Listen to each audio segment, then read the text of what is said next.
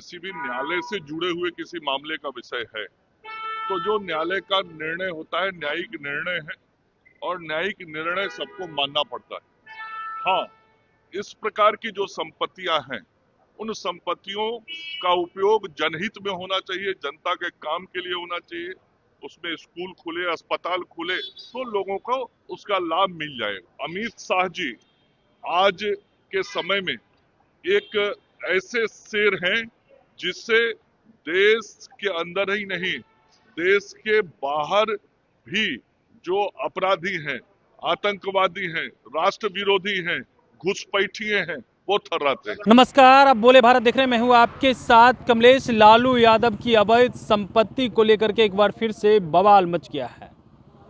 BJP के नेता अवैध संपत्ति को लेकर के कह रहे हैं उस पर स्कूल कॉलेज खोले जाने चाहिए। डिप्टी सीएम सम्राट चौधरी ने तो यहां तक कहा कि जो उनकी अवैध संपत्ति है जांच हो रही है और उसके बाद अवैध संपत्ति जो निकलेगी उन पर स्कूल खोले जाएंगे। जदयू नेता कह रहे हैं अनाथालय खोले जाएंगे। जब ये सवाल पूछा गया है एनडीए के ही नेता हैं, बिहार सरकार में मंत्री हैं मंगल पांडे से, क्या कुछ कह रहे हैं, सुनिए इस वीडियो में। देखिए, राहुल गांधी और कांग्रेस पार्टी को पूरी तरीके से देश की जनता ने रिजेक्ट कर दिया। जिसके नेतृत्व में कांग्रेस पार्टी 95 बार इस देश में हार चुकी हो, अब वो किसी तरह का रैली करे तो उसका कोई इम्पैक्ट होना है, ऐसा बिल्कुल नहीं। राहुल गांधी अप्रासंगिक हो चुके हैं पूरी तरीके से और कांग्रेस पार्टी भी अब अप्रासंगिक होते जा रही है।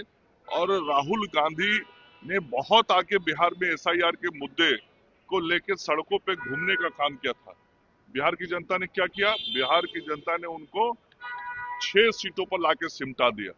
अब देश में भी इसी तरीके से जहां कुछ बचे हैं वो सिमट जाएंगे। सर, लालू यादव की संपत्ति जब्त की जाएगी, ये सब न्यायिक स्कूल खोला जाएगा, जितने भी माफिया है।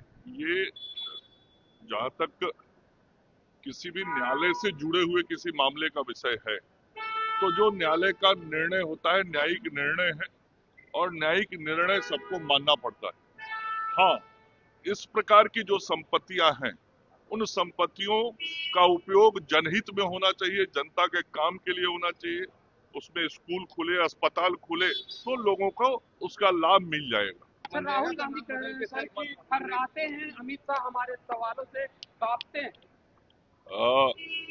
यही बेतुकी बात और बदजुबानी बात ने राहुल गांधी को राजनीतिक रूप से इस स्थिति में लाके खड़ा कर दिया है। जो उनकी राजनीतिक कद है और जो पद है, उस कद और पद की उन्होंने कभी चिंता नहीं की और कभी वो समझे नहीं कि मैं क्या हूं। और इस प्रकार की अनर्गल भाषा का प्रयोग वो हमेशा और अमर्यादित भाषा का प्रयोग करते रहे हैं, जिसके कारण उनकी दुर्गति होती जा रही है। और अमित शाह जी आज के समय में एक ऐसे शेर हैं जिससे देश के अंदर ही नहीं देश के बाहर भी जो अपराधी हैं, आतंकवादी हैं, राष्ट्र विरोधी हैं, घुसपैठिए हैं, वो थर्राते हैं। तो आपने सुना मंगल पांडे के उस बयान को। वो सीधे कह रहे हैं कि देखिए ये तो काम न्यायालय का है, लेकिन हाँ अवैध संपत्ति हुई तो उस पर जरूर स्कूल कॉलेज खोले जाने चाहिए, अनाथालय तो खुलना ही चाहिए। वही एसआईआर को लेकर के भी बवाल मचा हुआ है और आज दिल्ली के रामलीला मैदान में कांग्रेस की बड़ी रैली होने जा रही है और इस रैली में तमाम बड़े नेता पहुंचे हुए हैं और वोट चोरी का आरोप सरकार पर लगा रहे हैं। इस पर भी खूब बोले। बने रहे बोले बात साथ। बहुत बहुत धन्यवाद।